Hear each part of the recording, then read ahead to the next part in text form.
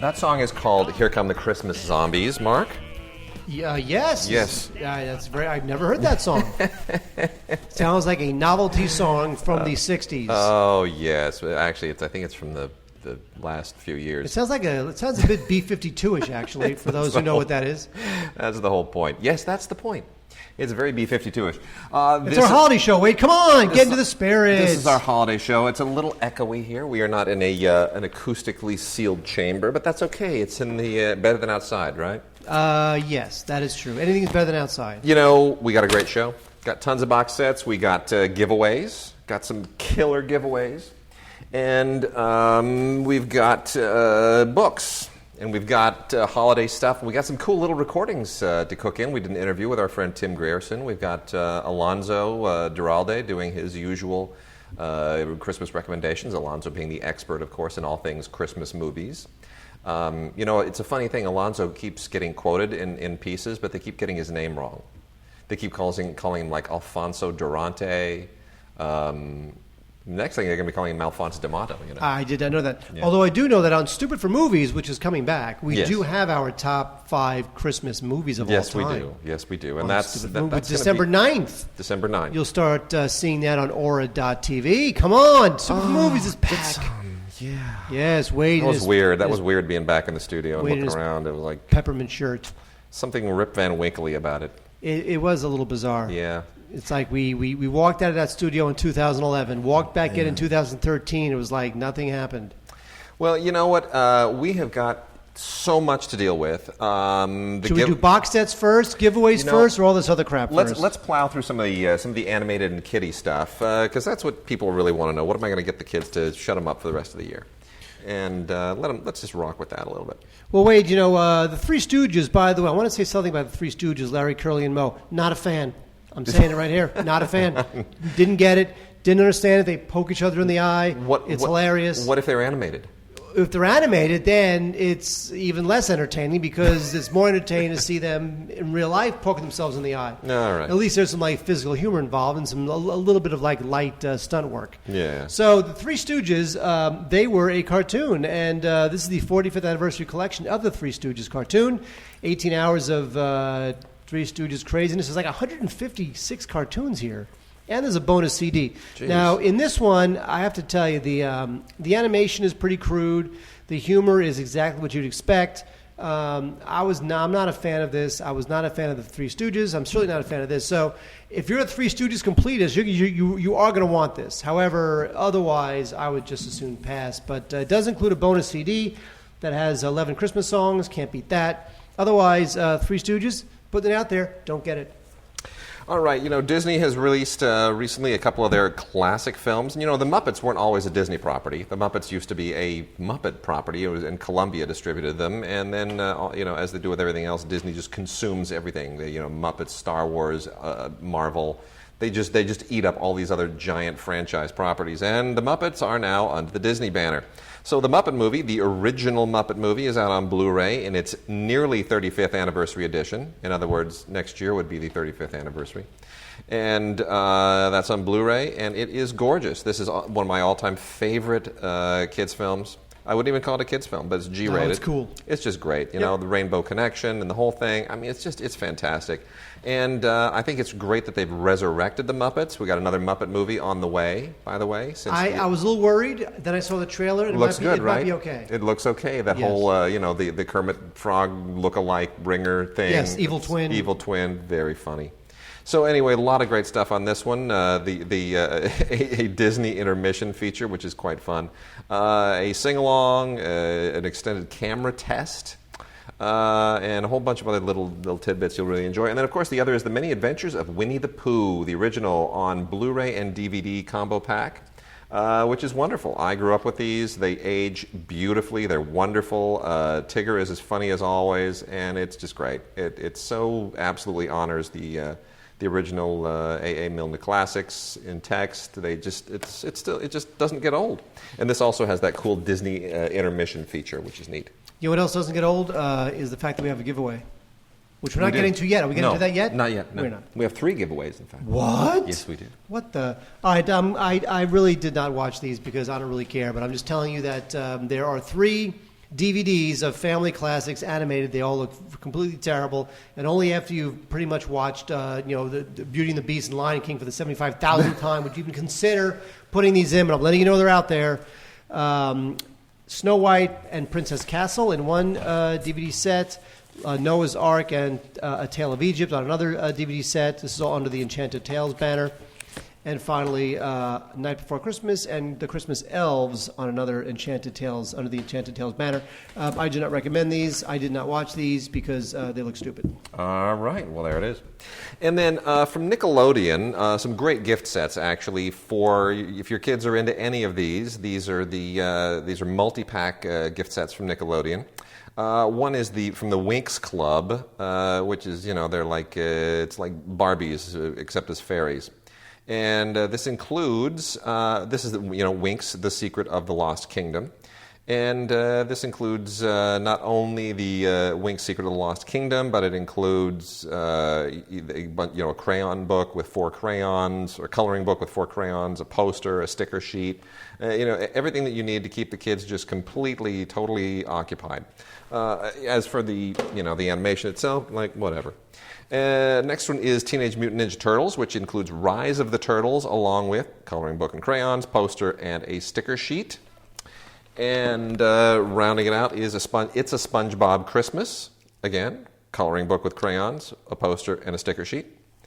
And lastly, Dora's Christmas Carol, the complete title, Dora's Christmas Carol Adventure, which kind of kills the whole Christmas Carol thing. I don't know why they would throw adventure on there, just to convince kids that everything Dora does is actually an adventure.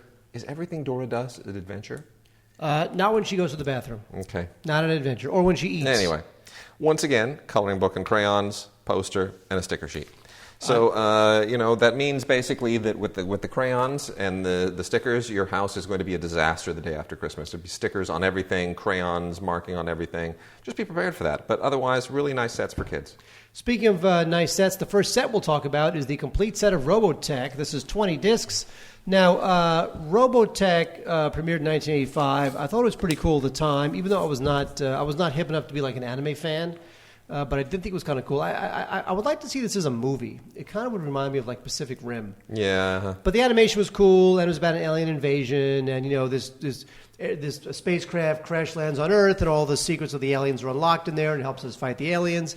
And it's cool. Eventually I kind of grew out of it just because there's 100 episodes of this thing, and I kind of lost interest after a while. But it was pretty cool at the time when it first premiered. That's pretty great. 85 episodes of the series, the 3 Robotech movies, and a bunch of special features. Looks great. Robotech, the complete set. If you like this stuff, if you're into anime, I would definitely get this. This is sort of one of the first anime projects to really make any sort of a dent stateside, I have to say, within the regular non-super nerd fanboy orbit. So there's definitely something there in Robotech, the complete set. This is a nice looking set. It's definitely from A&E Networks, definitely something that you want to pick up if you're a anime fan. Groovy. And then a bunch of other anime that's worth mentioning from both Funimation and Sentai Filmworks and Viz and all the usual anime houses. There are a bunch of really interesting anime sets that are worth checking out. One is Strong World, which is a feature film from the One Piece world, the One Piece series. They did a standalone feature film called Strong World. That's a Blu-ray DVD combo pack.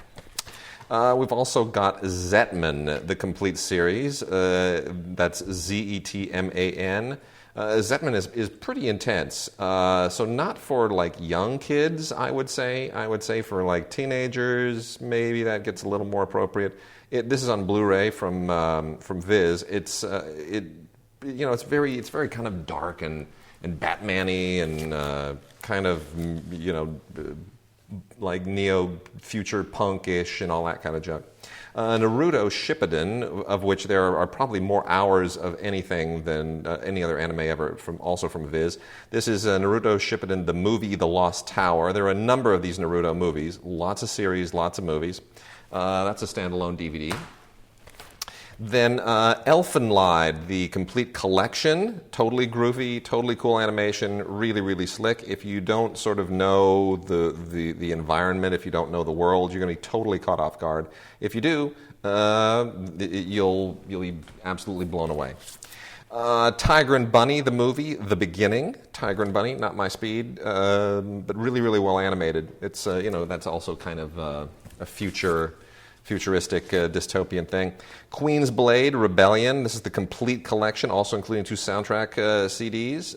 If you look, come on, Mark, give it up for big busted pirate women, huh? Right? God. Right? Isn't that what they do really, really well in anime? They make these super sexed out animated ladies. Right? That's what they do. Look, I've been to Japan. I've gone in those shops. Those people are twisted. I know the Japanese are twisted people. Night Raid 1931, the complete collection from Aniplex and Sente Filmworks, 16 episodes on 2 discs. That's also kind of violent. And then finally, Good Luck Girl! Exclamation point. Gotta love that, right? The hair and the mouth and the whole thing. This is from Funimation, complete series of Good Luck Girl. And this is fine for really, really young children. This kind of skews to the Pokemon crowd. If you're girls and they like the really goofy anime stuff, they'll probably dig that. So that stuff, there you go. That's it for the kid stuff. Now wait a second. Should we do something else, or should we do the first of the 3 giveaways? You have to space them out. We also have 2 interviews. We have 2 interviews, 3 giveaways, and all sorts of DVDs and Blu-rays. Let's talk for a second about books. What? Because I went through a whole lot of books, and there are some. You can read? I can read, believe it or not. It's an extraordinary thing, but I can actually. Yeah.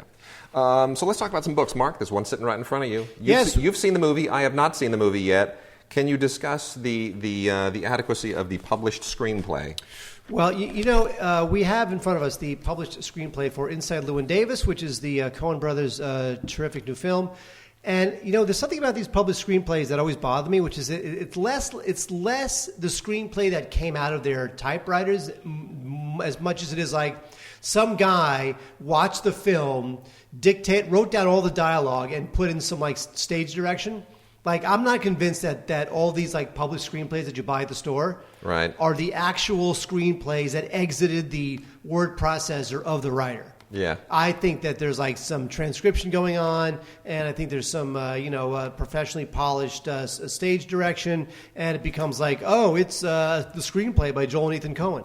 Anyway, I can't quite prove that, but it's a theory I'm working on. But the film is terrific, and Wade has not seen it. But we were just talking before the show, but how I would put this in the bottom of the top 10, maybe bubbling under the top 10. How is it, Llewyn Davis? How is it as a Coen Brothers movie? As a Coen Brothers movie, it's terrific. It definitely hits on some themes that they tend to return to. One is the theme of assimilation. What's interesting about the Coen Brothers, and I'm sort of working on this theory for my review for Alt Film Guide, is that if you look at Serious Man, about a Jew assimilating to American culture. Right. If you look at Barton Fink, it's about this Jewish screenwriter trying to assimilate into like the super duper Hollywood culture. Right.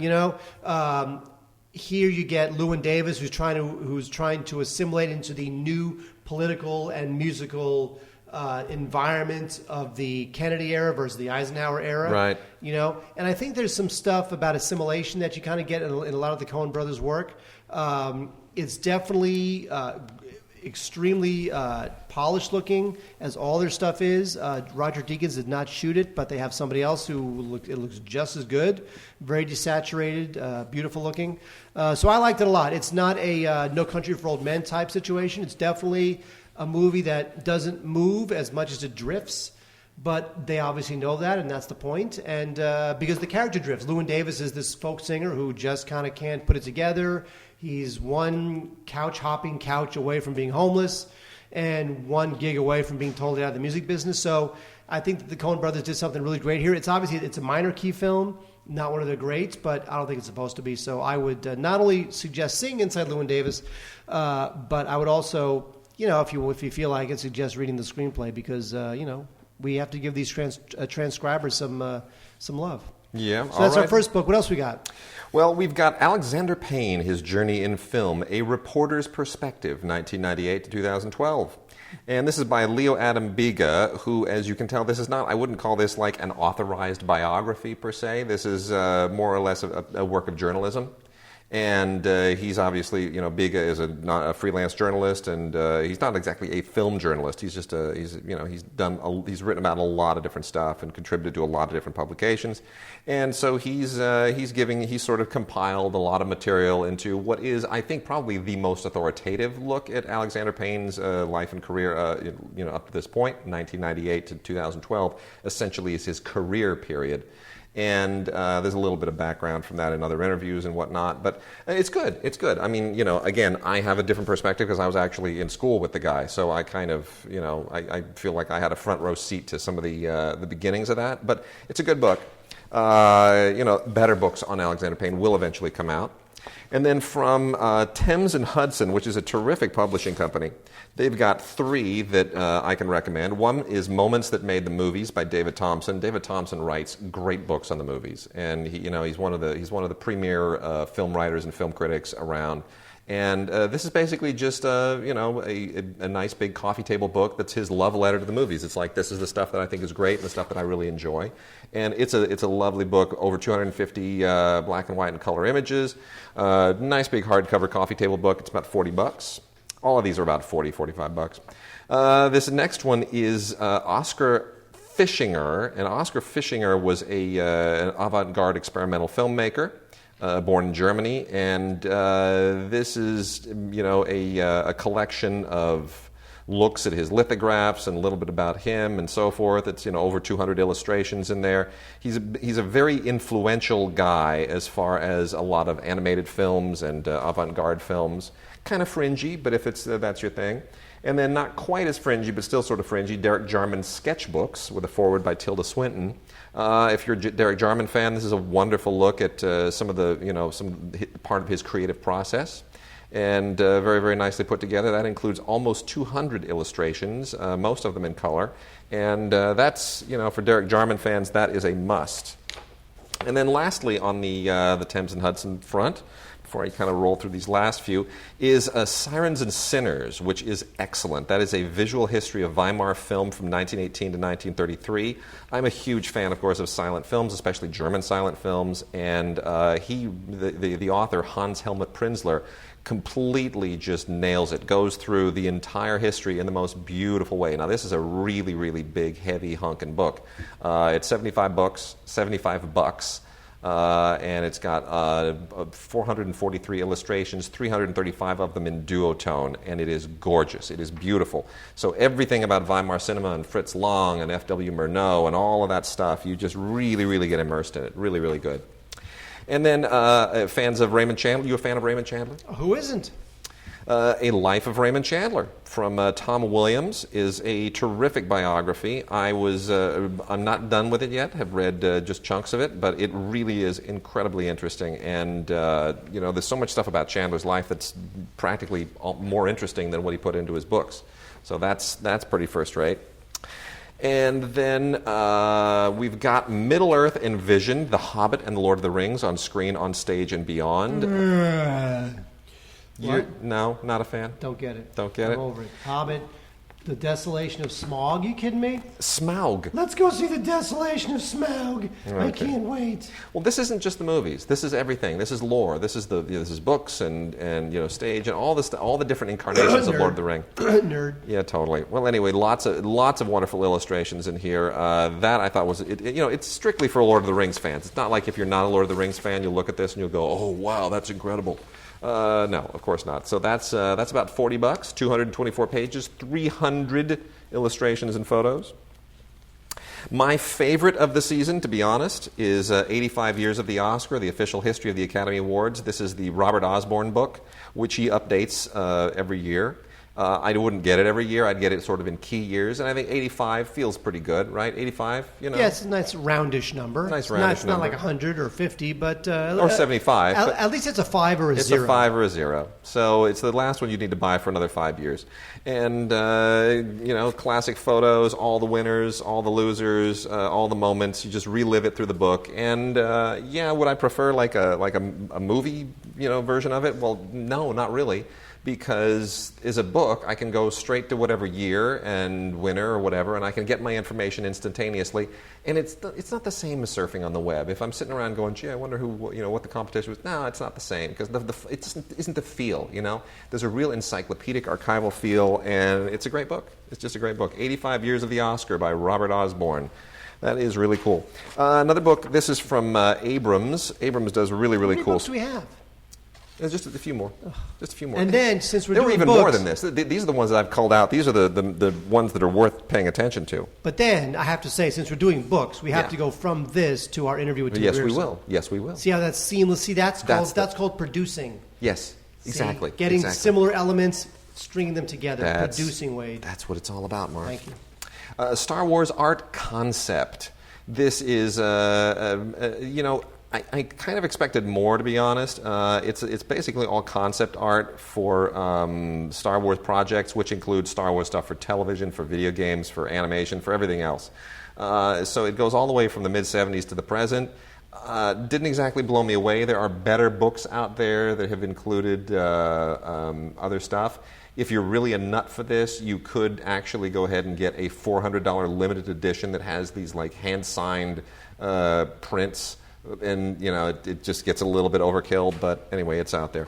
The Wes Anderson collection is a terrific gift for anybody who loves Wes Anderson. This is from Matt Zoller-Seitz, and it's just, it is a look, an up-to-date look at all of the Wes Anderson movies and all the, great photos in it and the whole thing. That's about $40, 336 pages, 400 color and black and white photographs.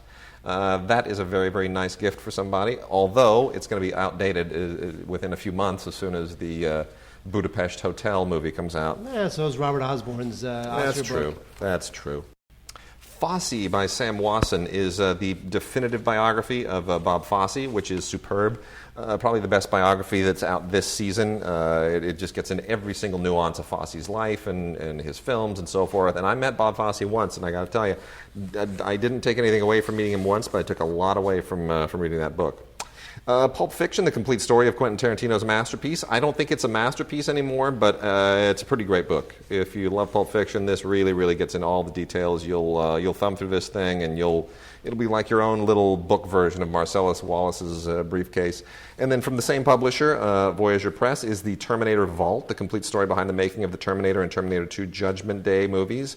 I read that whole book. Which, yeah, they sent that to us. I read the whole book, Wade, and we from beginning to end. It's good. It's very good, and we recommended that previously. Yes. And that's one you really got to put down. So those two from the same company. That's the Pulp Fiction and the Terminator book is really great, isn't it? It's terrific. Lots of great photos, lots of great insights. They talk to Cameron. It's good.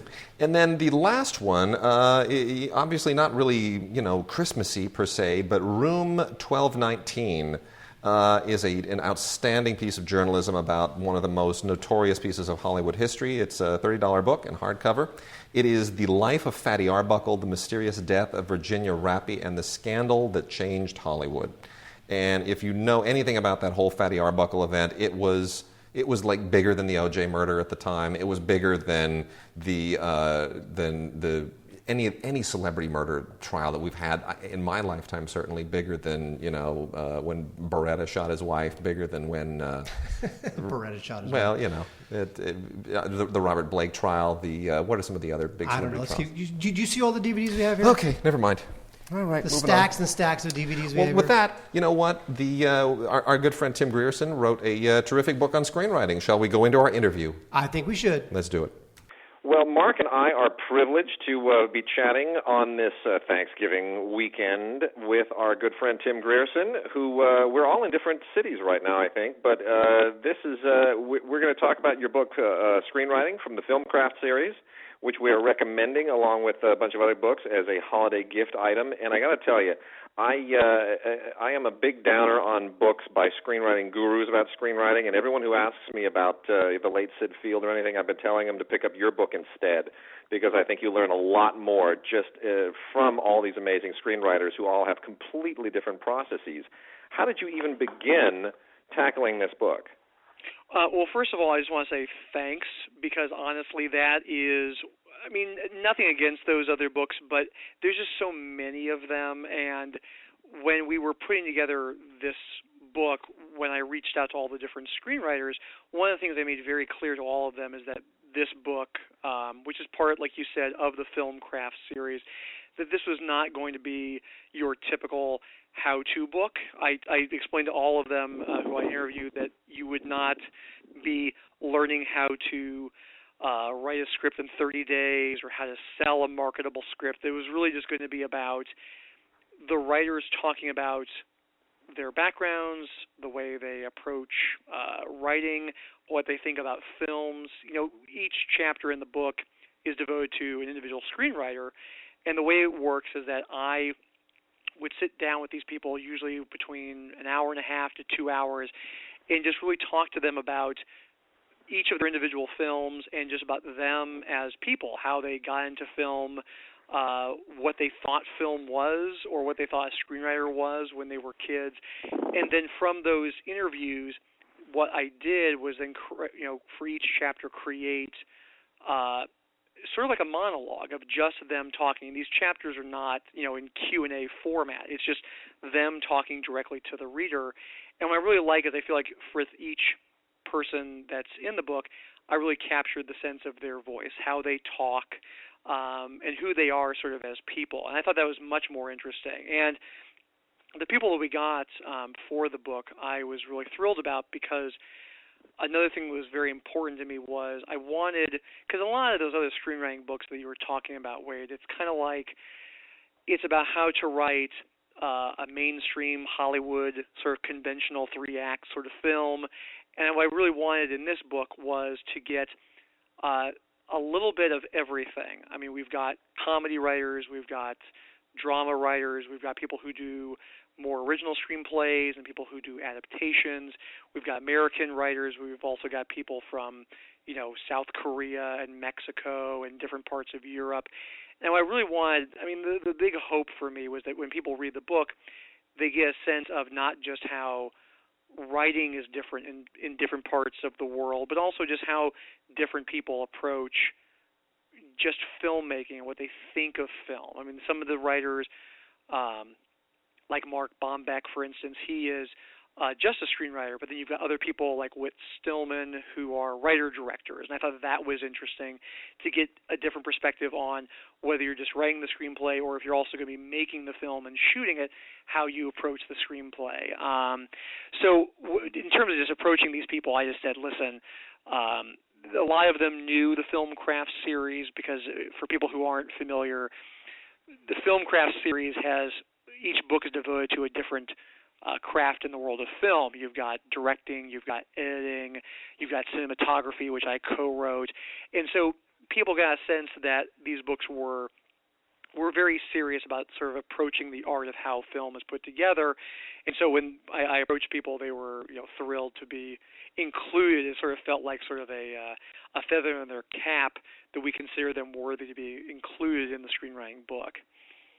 Well, having spoken to all these screenwriters, what's the one thing all these screenwriters have in common in terms of how they approach the work, how they do the work? Well, I think that for most of them, it's sort of funny, I'm not sure if they have one thing that's sort of in common. I think the thing that's interesting is that they all sort of looked at as this is, especially if you're working anywhere in Hollywood, whether it's for the studios or even if you're doing like an independent film, I think a lot of the American writers looked at as the screenplay is a blueprint, and you can't be too precious about the screenplay in and of itself being kind of a work of art. It really is kind of a guide. And I think for the American writers, that was sort of a thing that they had in common, was that it's just something that starts the process, starts the conversation about the film. With the international screenwriters, I think the thing that they had in common was that they were so happy not to have to think about anything from a commercial perspective.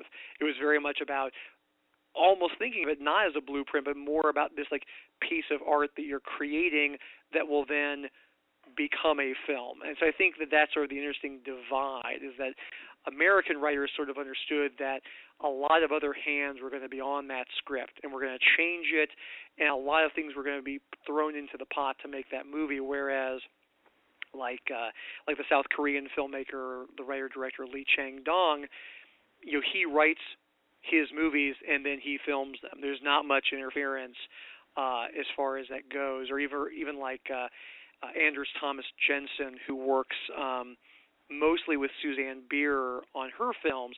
It's really just the two of them kind of making their movies together. So I think that's sort of the thing that they have in common. If you're in the American filmmaking system, you understand that script is it's sort of like a roadmap. It's like a blueprint. If you're working overseas, you are afforded a lot more respect, I feel like, as a screenwriter. The written word is sort of taken more seriously. It's looked at in a more elevated state, definitely, than it is here in the U.S. The sections that I totally responded to the most, I mean, I am a huge fan of both Jean-Claude Carrière and Christopher Hampton, and I was just so elated that you got both of them in here. And their comments do not disappoint. Carrière is like almost careening through film history. Everything that he's ever touched somehow became part of some landmark film somewhere, from Unbearable Lightness of Being to The Discreet Charm to, you name it.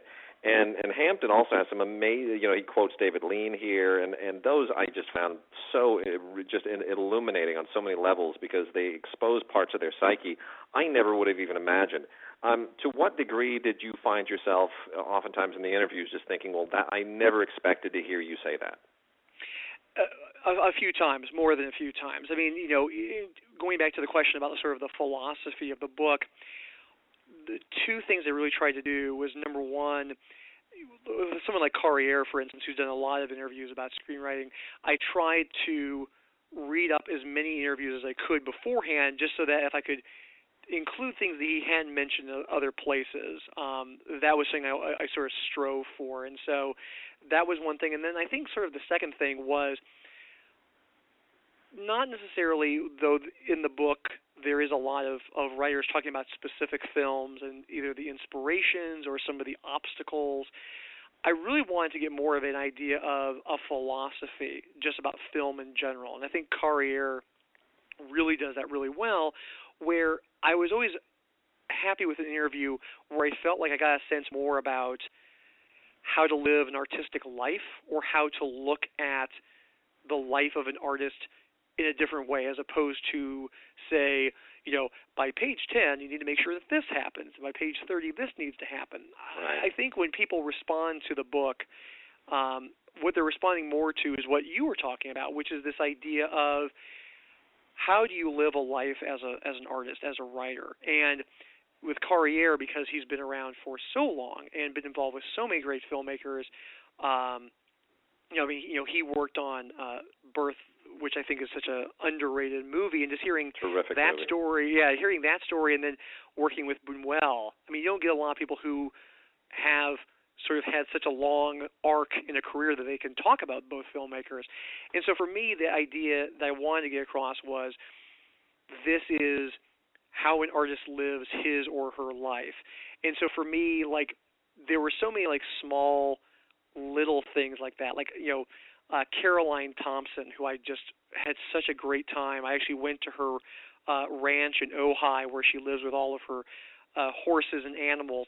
And just being there with her, I realized, like, clearly animals are very important to her. I want to talk to her about that. And so the environment created her talking about how a beloved pet had inspired part of the writing for Edward Scissorhands. Of course, that was also an idea that Tim Burton had, but she'd also thought about different animals that she's known over her life, and how her relationship with animals created the idea in terms of how to write certain characters and how to write animals in the movies, like some of the family films that she's written. And I would never have known that, or really sort of thought about that, if I hadn't been with her and kind of seen her life a little bit. So little things like that kind of throughout were kind of these great surprises. I think also the fact that writers in general, screenwriters in general, especially Hollywood writers, get a bit of a bad rap. I think that we if you watch a lot of bad Hollywood movies like we all do, I think that there's a sense of degrading what screenwriters for Hollywood do. And, one of the things I really wanted to get, and I was really, really happy with how it turned out, is that I told my editors, I want to get an action writer. I want to get somebody who is a guy who's brought on to a lot of big studio movies because he just brings that certain something. And I got a couple people like that in terms of getting John August, who doesn't write just action movies, but he does write on action movies, and also Mark Bombeck, who wrote Unstoppable is one of his movies. Right. He's worked on the Planet of the Apes prequels. And hearing from him specifically, I was really just, to me, that's a world I think we don't know much about. And hearing him talk about what he brings to a script and how incredibly seriously that he takes that work. I mean, his chapter I think is great because, he loved movies as a kid but didn't know screenwriting very much. And it was only when he was in college and he saw movies like In a Lonely Place and Barton Fink, which are two of the worst portrayals of writers in the movies, and him looking at those movies and thinking, I want to do that, because there was something about that kind of that doomed romantic quality that those writing characters had that he just responded to, even though he knew how perverse that was to look at Barton Fink and think, I want to be like him. And so it's not somebody who's, I think, our impression of a Hollywood screenwriter is just some hack who doesn't know anything about film and doesn't care and just wants big paychecks. A guy like Mark Bombeck loves movies, can talk very intelligently about movies. We had a whole conversation about Sam Fuller movies that didn't really end up in the book, but he knows the art of filmmaking and writing, and he takes that incredibly seriously, and yet he works on big studio movies that we might sort of turn our noses up and be like, well, there's no art or craft in that. And for me, his chapter is one of the most valuable because it shows what a guy like Mark Bombeck does to bring more emotion, bring more character, bring more kind of personality into action movies, and talk about how that process works. I think that there's a lack of respect, I think, that we all sort of show action movies for obvious reasons. They're often not very good. But I think a good writer like Bombeck can sort of speak to what a good action writer can bring to a project that otherwise might not be so good. Mark? If you're, obviously we're a DVD podcast and our listeners watch a lot of DVDs and Blu-rays and movies and whatnot. When they're watching the next movie they're going to watch, is there something you think they should be evaluating whether a screenplay is working versus whether it's well shot or well scored or well acted, all that kind of stuff? Is there something based on all the great information in your book that can make our listeners watch a movie and go, hey, this screenplay is working for me and I know why? What is that criteria? I think one of the things, it's an interesting question because I think that one of the things that a couple different writers in the book spoke about was this idea of knowing that a film or a script rather is working because you're not seeing the construction, but that you just have this almost intuitive sense that everything is working the way it's supposed to be. And I think that especially in movies that you're watching that you're liking, if you are not thinking about the script at all, that you're not thinking, okay, we're about half an hour into the movie, so that means this should be happening right now, I think that's how you know it's working. So it's almost sort of counterintuitive, but I would say that if someone who's listening right now is watching a movie and they are liking and enjoying that film, they should take a moment to notice that they're not thinking about the script. I think that, speaking as a critic, and I think you guys would probably agree, I think we notice scripts more when the movie is not working because we're thinking, that doesn't make sense. Why is that character doing this thing? Or why did this character say this about this other character when I don't see anything in the movie that backs up that exposition about you're a good guy or you're a bad guy or you're a bad person? I think we notice scripts more when things are falling apart in a movie. So I think if people are listening to this and the next movie they watch, if they are just engrossed in the experience and they're not thinking about the script is doing a lot of work correctly. If you're watching something and it's not working, it's all a lot of times script stuff, things that are not working. And what I would add to that, from doing this book and talking to these people, one of the things I was very proud of and very pleased that the writers I talked to were willing to talk about were their failures. The things that did not work, like for instance, like Billy Ray, who most recently wrote Captain Phillips, but is also the writer-director of Shattered Glass, which I think is just an incredibly underrated movie. A guy like Billy Ray talked about some of his less successful movies early in his career. He was the writer on Volcano, and he talked about what aspirations he had and what ambitions he had for Volcano, and how they just didn't work out. And I bring that up now because if you're watching a movie and it's not very good, the writer didn't intend it to not be good. A lot of times these writers have great ideas. Some of the stories in the book about just writers talking about their initial intentions for a screenplay and it turned out to be a terrible movie are really fascinating, because you hear the ideas at the beginning and you think, oh, this actually sounds like a really great movie. And then you see what the final product is. And I think that, with all of these books in this film craft series, when you hear the stories about the things that don't work out, or you hear the stories about how a script got made into a great movie, it's such a thin line between a movie that worked and a movie that didn't work. So I guess I would say to anybody who's listening to this, honestly, when you're watching something, if it didn't work out and the movie's not very good, there were so many good intentions that went into that, and there were so many things that they thought that the writer thought he was doing correctly, and the people around that writer thought they were doing correctly, and the movie just didn't work out. I think we sometimes, when we watch bad movies, we think, well, it's obvious. Why did these guys not know this thing was this like flaming piece of junk? Yeah. Those people who made that movie spent day after day after day working their asses off, convinced that they were making something good, and it just didn't work out. And if you ask them, even they don't know sometimes why it just didn't work out. It just doesn't happen sometimes. And I think that's one of the great kind of mysteries that make movies so fascinating, is that these intelligent, creative, brilliant people all come together with this great idea. Sometimes it's a masterpiece, and sometimes it's just this like jaw-droppingly awful movie, and nobody knows going into it when they're making it which one it's going to end up being.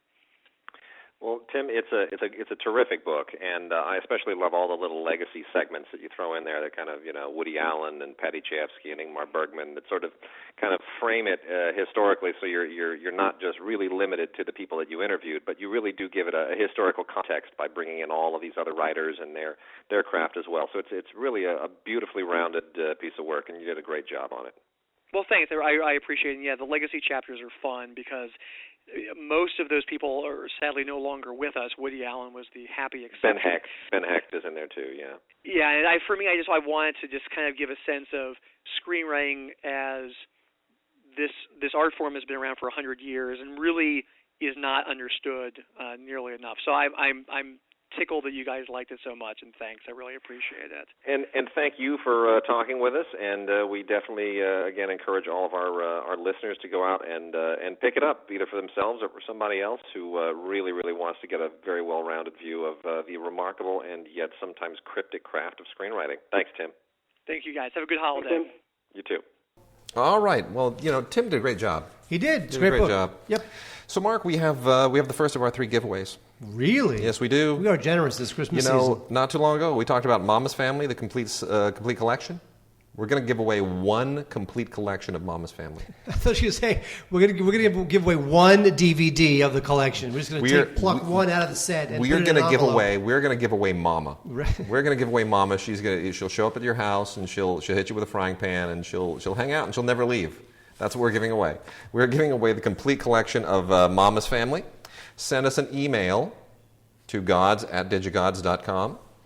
and it should say... By the way, we always pull these out of our butt at the moment we say it. Mama. Just put M-A-M-A in the subject line. Send it to digigods.com. As long as it is date stamped no later than December 6th. That is Friday, December 6th. Then we will randomly select a very lucky person, and you will get the complete collection of Mama's Family. Now remember, of the 3 giveaways today, you can only apply for one.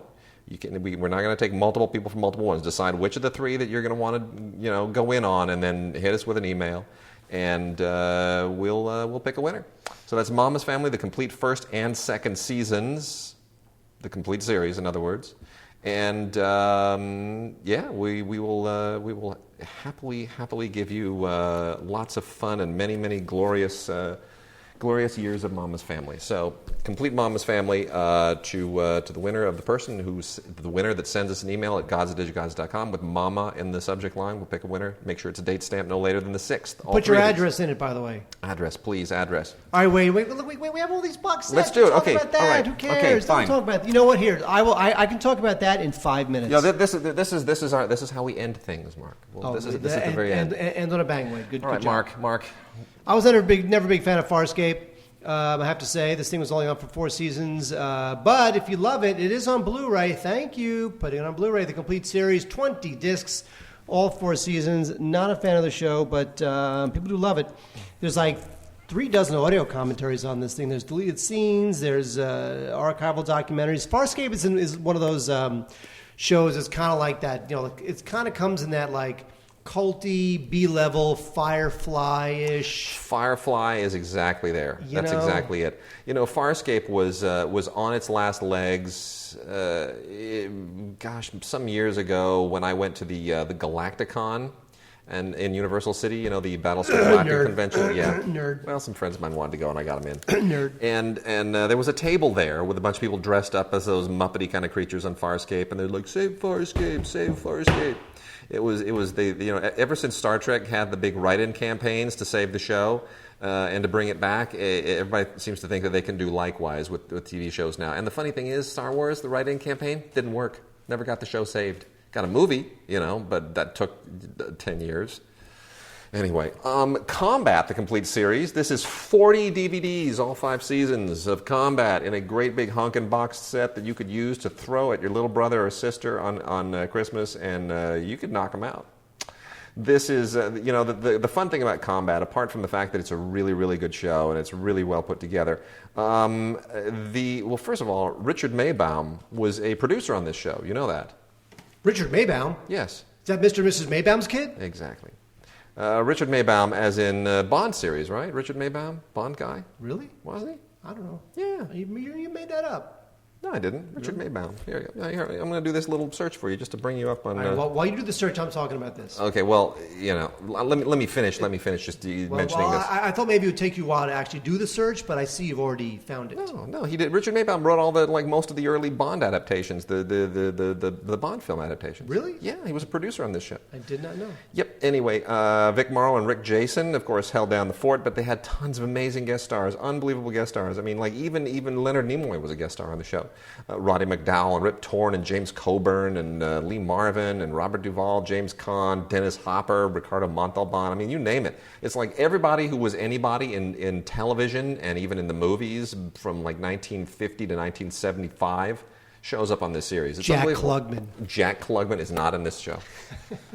All right, Wade, if you love The Twilight Zone, and you should, because they're pretty much the ultimate short films. If you ever want to teach a film student, yes, give an example of a short film. Don't say, "Oh, go to YouTube and look at my buddy's short film. It's awesome. It's about a guy who kills people. It's all cool and rad stuff and junk." Yeah. No. Show them any Twilight Zone. 22 minutes short film gold.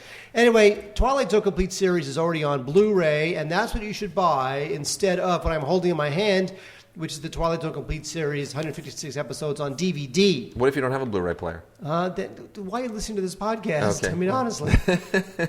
This really is just a repackaging of all the complete season sets into one big honking thing. But honestly, guys, get the Blu-ray. What if you don't have a TV? What if you don't have a computer? How are you listening to this thing? I don't know. And then The Naked City, or just Naked City, the complete series, 29 DVDs, all 4 seasons. Another amazing show that pretty much everybody who guested on Combat also guested on this at some Jack point. Klugman? No. Robert Duvall, William Shatner, Gene Hackman, Dustin Hoffman, Christopher Walken when he was like super ridiculously young, Jon Voight. No, Mark, I'm kidding. Let me point something out to you. Jack Klugman was on the show. You're right. Is he? Yes, he was. I don't know my glasses. Where is he?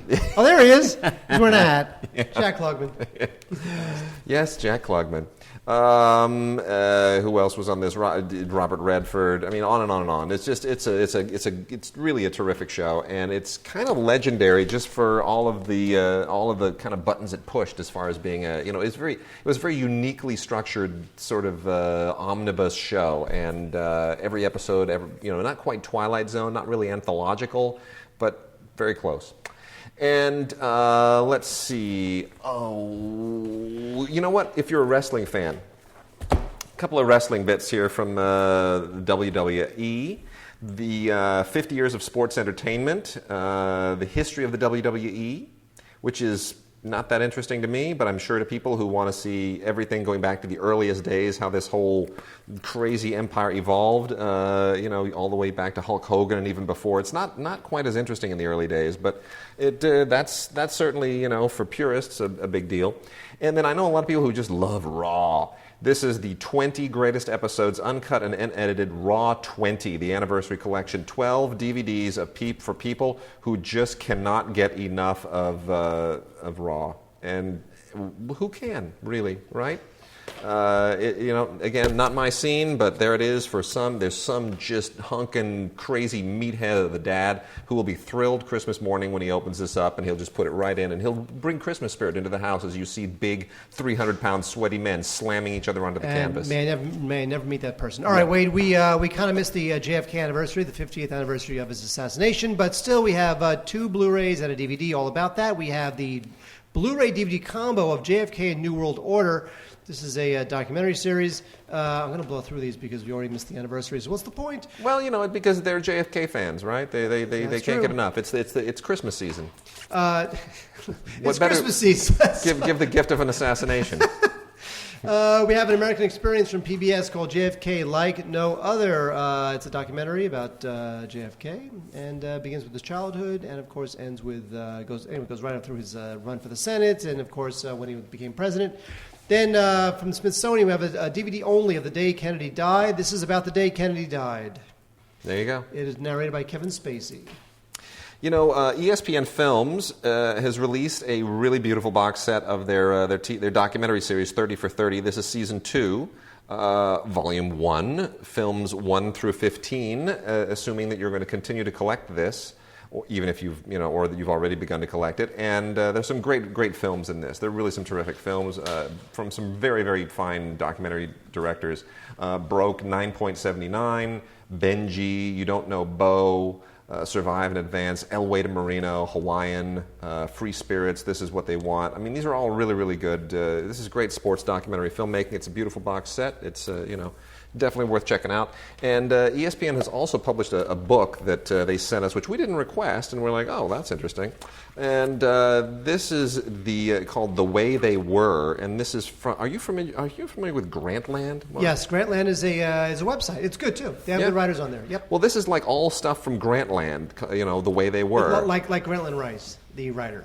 Yeah, I'm totally unfamiliar with it, but a lot of really great pieces in here on Elmore Leonard. Who died recently?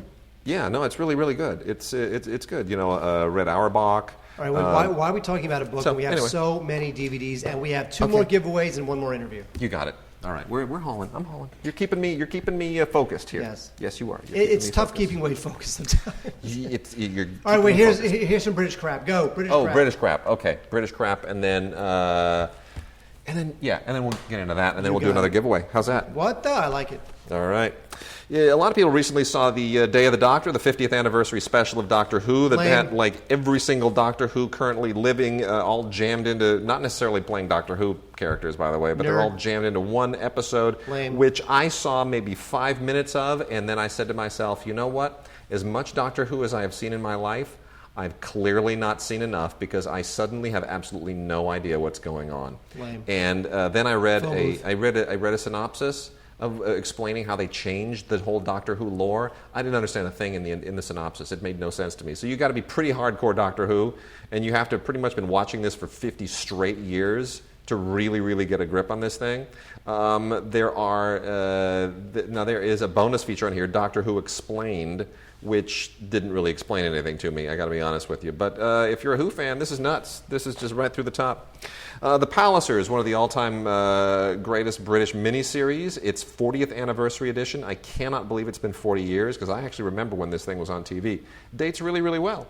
And this is all 26 episodes on 8 discs. Comes out to about 22 some odd hours, and it is a beautiful, beautiful box set of a classic show. Give you a sense, that along with Upstairs, Downstairs, kind of where Downton Abbey's roots are planted. The House of Elliot, also a very, very fine series, originally aired on the BBC. This is 9 discs from Acorn, and a beautifully acted, beautifully put together show. This is about 30 some odd hours, 34 episodes, 9 discs, and some nice extras on here as well, including a little booklet with a new interview and with the series creator, Gene Marsh. If you're a Helen Mirren fan like I am, you of course will go nuts for something which we talked about previously on the show, and I'm going to call attention to it again, the Blu-ray collection of Prime Suspect, 7 discs, the whole collection. Helen Mirren, absolutely awesome. They tried doing this as an American series, and it just tanked. Didn't do any business at all because it didn't have Helen Mirren, for crying out loud. But it's really good. So that's on Blu-ray. And then the last British television bit here is the complete collection of Trial and Retribution, which is one of the better cop shows, one of the better detective shows on. They're called dicks there, Wade. Yeah, it's one of the better dick shows on British television, and it really is first rate. So this is volumes 1 through 22. 6 sets of Trial and Retribution, and you will not be disappointed. Put that up there along with Prime Suspect. You get all the British cop juice that you need. All right, Wade, moving along fast. We have the final season on Blu-ray of Breaking Bad. This show came in for an amazing landing. People love this show. People were talking about it. It was a big, big deal. It was wrapping up. It did much better than Dexter. Of course, the final episode of Dexter everybody hated. But the final episode of Breaking Bad really kind of nailed it. So there's that, final season of that. Yep. Now we also have on Blu-ray a 6-disc collection, which really doesn't need to be 6 discs. It's Duck Dynasty, seasons 1 through 3. This includes a limited edition duck camo bandana.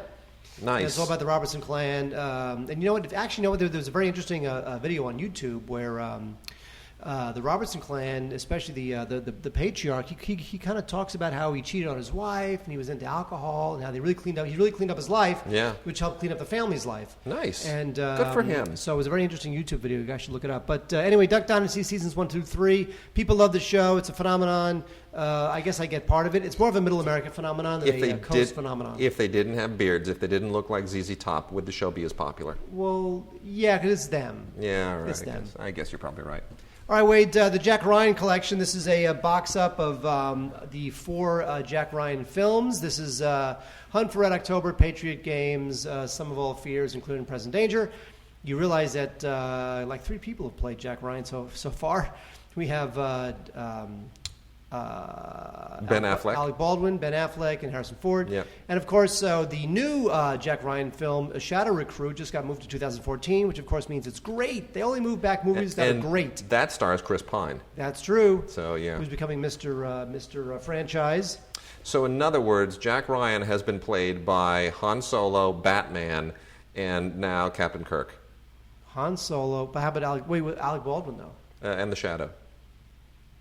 Yeah, there you go. I do like these films. I feel like they're kind of forgotten. Like nobody remembers them. They're kind of like it's a weird franchise. It kind of fell off the earth. You don't really think about it, but the movies are fine. Yeah. Anyway, it's just a box up of the DVDs. Yep. Now, finally, at least for me, on the baseball front, we have We have a Blu-ray box set of the Boston Red Sox 2013 World Series. I get it. They're the greatest ever. Yay, Red Sox. Everybody cares about the Red Sox. Everybody loves the Red Sox. Everything the Red Sox do is better than anything else anybody else ever does. The Red Sox are the greatest thing that ever lived because they're the Red Sox. This is so annoying. This is a Ewan Rotman thing, isn't it? You know what it is? I did this Stupid for Movies rant, which I'll give you a preview of. Like, Red Sox fans are so annoying because they literally think that everything the Red Sox do is front page news all over the world. I have to be honest with you. I always know, because I don't follow baseball, but I know when the Red Sox are doing well because we know two people who are so bananas for the Red Sox, it defies description. And they don't even know each other. That's Mike Rotman and Henry Sheehan, our friend Henry Sheehan, former president of LAFCA. Henry's from Boston as well, and it's like all I need to do is look on Facebook, and if I see Mike just blowing up and Henry just blowing up, I'm like, oh, it's a Sox thing. If you're bananas for the Red Sox, that's fine, but literally somehow they think that the moment, my entire family could die in a horrible crash. Yeah. The biggest tragedy in the history of the world, and when I tell my Red Sox friends that my family died in a horrible crash, you know what they'll say? You think that's bad? David Ortiz went 2 for 7. Because to them, it's like everything the Red Sox do is the most unbelievable thing that ever happened in the world. It should be covered worldwide by everybody. You mean the BBC didn't lead with Dustin Pedroia hitting a game-winning home run last night? How could the BBC not lead with that? It's the Red Sox. It's just so insufferable. Anyway, there's a 8-disc collection of the Boston Red Sox 2013 World Series. This is a must-get if you're a Red Sox fan. And then there's just the one Blu-ray, which is the World Series Championship. That's the official MLB film of the series. But if you're a Red Sox fan, you'll get the 8-disc, the 8-banger, because it's pretty good if you're a Red Sox fan. And by the way, all Red Sox fans, I'm just telling you, not everything you do is the greatest thing that ever happened. Okay. So what are we doing now, Wade? We have so much stuff still to get through. You know what? I'm going to talk about Zatoichi. Do it. The complete Zatoichi series is finally out on Blu-ray. Now, this is a Blu-ray and DVD dual format edition, which is what Criterion is doing now. But so the DVDs are there almost as a bonus now, right? This is the complete Blu-ray set with DVDs as well of every single one of the complete 25-film Zatoichi series. Now, this is why this is a big deal. Because previously, the Zatoichi films, if you wanted them, and as I had to do this, they were available only by culling them together from different distributors. So you had them mostly from Home Vision, which at the time was allied with Criterion, and then you also had some that were with Animego, which mostly does anime stuff. And so, it's about 2/3 from Home Vision and about 1/3 from Animego, and that was it. And then there was one Zatoichi film that was unavailable. So you could only get 24 of the 25 films, and then one of them you were just out of luck. And I actually contacted him. I said, "What happened to that 25th one? How did you guys get that?" Because that was like the Holy Grail. That was the one that everybody was just mystified about. And he said, "You know what happened? Harvey Weinstein. You know where I'm going with this, right?" Mm-hmm. As soon as he said Harvey Weinstein, I was like, love-hate relationship. Here we go again. I'm going to root for his movies at Oscar time, but I'm going to be mad at him right now. What did he do? Well, Harvey and Bob, they took the rights to one of the Zatoichi films, which they wanted to remake for Quentin Tarantino. Oh. So for years, the one Zatoichi film that was unavailable on DVD was unavailable because Harvey was hanging on to it, hoping that Quentin Tarantino would make a Zatoichi movie. Which he never did.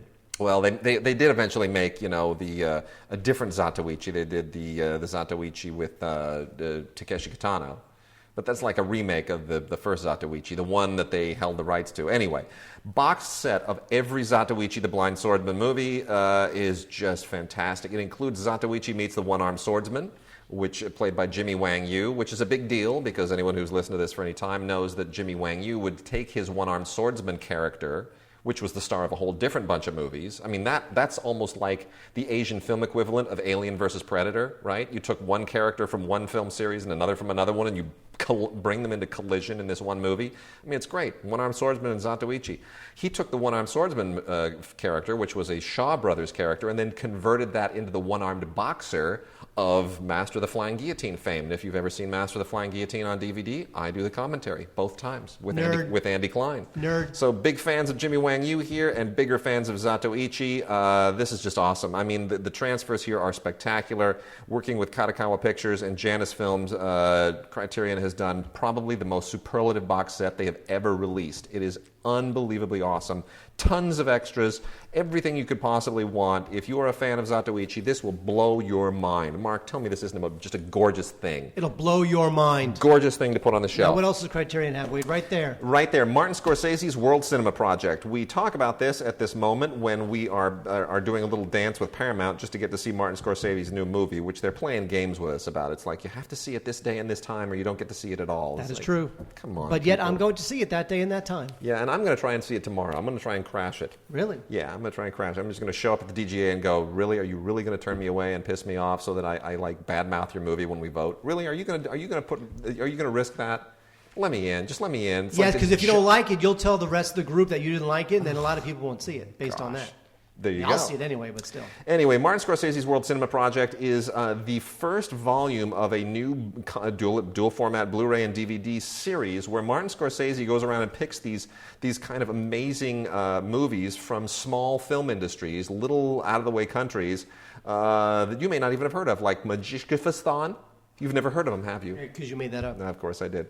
Anyway, the films here are Tukibuki, Redes, A River Called Titus, Dry Summer, Trances, and The Housemaid. Now these are all movies that would otherwise not really have a shot at being restored, much less released in a format, in like a Criterion edition, if Martin Scorsese didn't kind of throw his weight behind it. So the World Cinema Project is all about exposing you to these great foreign language films that Martin Scorsese has sort of anointed, and they're all wonderful. Every single one of these is wonderful. A River Called Titus, which is in Bengali, is just absolutely fantastic. And I got to say, Tukibuki, which is in a language I never even knew existed, Wolof. You familiar with that? Yes, I am. Great. I speak it fluently. This is a wonderful, wonderful set, and cannot recommend it enough. Tukibuki, by the way, from the country of Senegal. That's where they speak Wolof. And Trances is also a really good one. That's from Morocco. Dry Summer from Turkey. River Called Titus from India and Bangladesh, and then The Housemaid from South Korea. All right, wait. So we're gonna have our next giveaway in a second. First, we have Love Actually, which is on a 10th anniversary Blu-ray, DVD, and digital. This, of course, is the terrific little Christmas weepy from Richard Curtis, who also gave us Bridget Jones's Diary and The Great Notting Hill that I love so much. This is sort of coincides with his latest movie, About Time, which a lot of people actually liked with Rachel McAdams. But this is Love Actually. It comes with a stupid plastic little trinket thing that says Love Actually is all around. Aww. And you're supposed to wear it around your neck or something like that. It's lame. Anyway, Love Actually, 10th anniversary edition. Awesome. If you love that movie, go for it. And we're going to do a giveaway now. What? We're going to do a giveaway. You know what? Anybody who's listened to this podcast for any period of time knows I am a nut for China Beach. I know there are more of you out there, so we're going to give away the complete China Beach boxed set to one very fortunate person who will get to indulge themselves in that like I have many, many times. A complete China Beach boxed set to whoever is chosen from those who send us an email to gods@digigods.com with beach in the subject. Just write beach, B-E-A-C-H, and make sure it's date stamped by Friday, December 6th, and we will choose one very fortunate person to receive a complete China Beach boxed set with and put your address in the email, right? Yes, we have to say that. Otherwise you won't, and we have to chase after you. That's right. That's right. So there you go. So we're giving away all sorts of good stuff. Mama's Family and China Beach. Yeah, and we got one more. Got one more later. One more? Got one That's more crazy later. Talk. It's nuts. What do you got there? I got a bunch of doc stuff. Both. Dock it up. Yep, docking it up. One both from Universal and from National Geographic. If you are all into the National Geographic stuff, if you got just animals and nature just coming out of every orifice in your body, if you want to get all up in that natural stuff. Got naked Aboriginal people running that's around. If that's what you want, then here's what we're going to give you. You got your Blu-ray 3D and Blu-ray of this is all from this is from Universal actually. Fascination Coral Reef 3D Hunters and the Hunted. It's just all fish and coral reef and all that underwater kind of stuff. And then you got Ocean Predators 3D. This is another 3D Blu-ray. This is basically a lot of sharks and other things under the water that will make you never want to set foot in the ocean again. And then Polar Bears 3D, Ice Bear. This is also Blu-ray 3D, a lot of polar bears. You better watch it soon because I hear they're going away. Polar bears? Yeah. Are they going back to their home planet? I think so. That's what they say. They're leaving. And then the rest of these are DVDs. This is all from National Geographic. Untamed Americas, which is a 2 DVD set. It's just, just canvassing the entire North and Central American area primarily. It's gorgeous. Absolutely gorgeous photography, beautiful stuff, amazing animals, blow your mind. Winged Seduction, Birds of Paradise. This is some of the most amazing birds that you have never seen in your life, and you will probably never see except in this particular documentary. This will blow your mind. Birds are cool. I think birds are awesome. I like birds. Also from National Geographic, a 2-disc set, Best of 125 Years. This is basically celebrating the television specials, the National Geographic television special series, which oftentimes ties in with the magazine. And this is just kind of a greatest hits compilation, but it's worth it. If you've ever seen those specials, it'll bring back a lot of memories. Season 2 of Brain Games is a series on the National Geographic Channel. Not my thing exactly. It's mostly brain research stuff, but it's some people love that show. And Animal Holiday. Look, isn't that cute? This is perfect. Penguins. Perfect for the holidays. This is all about animals that are associated with the holidays, just because they live in snowy and cold places. Like penguins and GNU. And yeah, exactly. So they got penguins with little Santa hats on the cover of this thing. It's a holiday thing. It won't really be much of a big deal after Christmas, but why not? It might be fun to watch. And then the real cool one here is the 6-disc edition of the Ultimate World War II collection from National Geographic. This is pretty much all of their major documentaries, six in total. Their major World War II documentaries all put together, and it doesn't transcend any of the other World War II series on DVD or Blu-ray, but it's pretty great. Pretty great. Speaking of pretty great, we have one more giveaway. We have one more phone interview, right? Yes. Well, it's not even a phone interview. It's Alonso's thing. Alonso's Christmas recommendations. That's right. Yes. He does it every year. We love it. So should we do Alonso now, or should we keep doing box sets? Let's keep doing the box sets. Okay. Knock through, and then we'll do the last giveaway, and then we'll let Alonso do his thing, and I will plow through as many of these specific Christmas things as I possibly can. You got it. Yep. What are we doing? Do that. Okay, this is now Mary Hartman. Mary Hartman is a cult show from the 70s that is incredibly beloved. It's sort of the first meta show, right? Yeah, kind of. It sort of was. How would you explain this show? It was before Meta.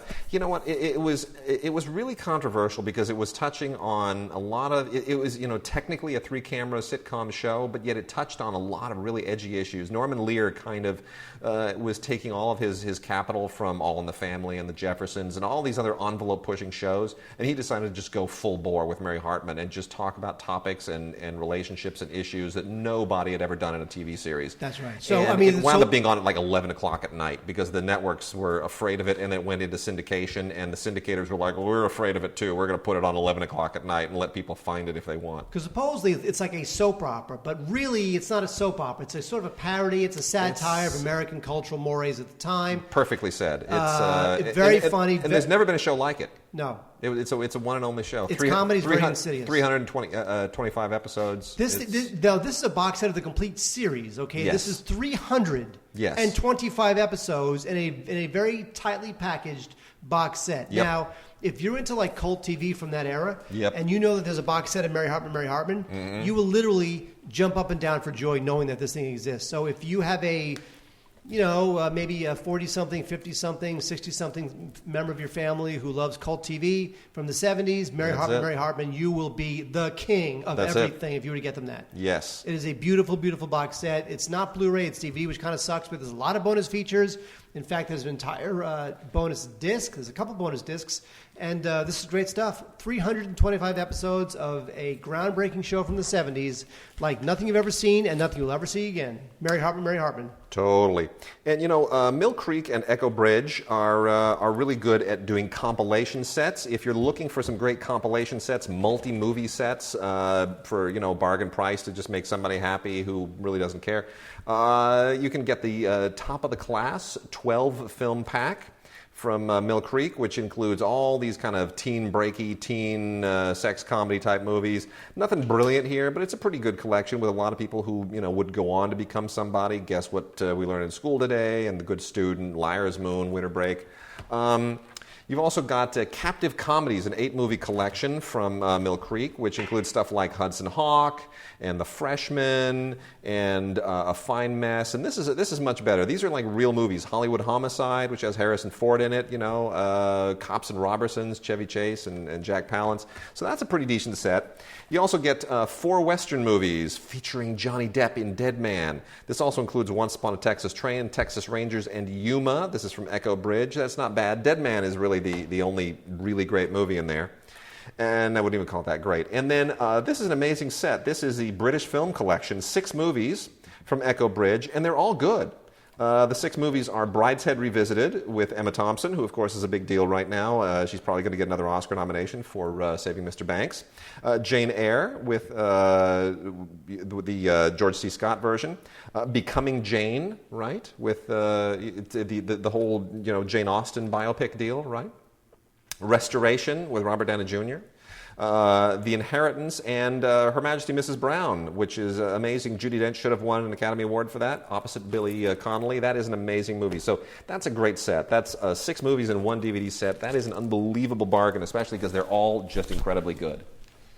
Wade, one more JFK thing we have to get to, which has been out for a while, but we're going to talk about it now, which is a 50-year commemorative Ultimate Collector's Edition of Oliver Stone's JFK. This is a limited edition. They only pressed 50,000 of them. This is a 5-disc set. It includes the director's cut, a couple documentaries like JFK Remembered 50 Years Later, and there's an interesting collectible thing called PT-109, which is the ship that Kennedy served on. And it's great. Now, the film... I don't know what to say about the film. It's on Blu-ray. It's on DVD. I have to say, sometimes Oliver Stone surprises you because, like in World Trade Center, when I heard that Oliver Stone was doing a World Trade Center film, a 9/11 film, I'm like, oh my God.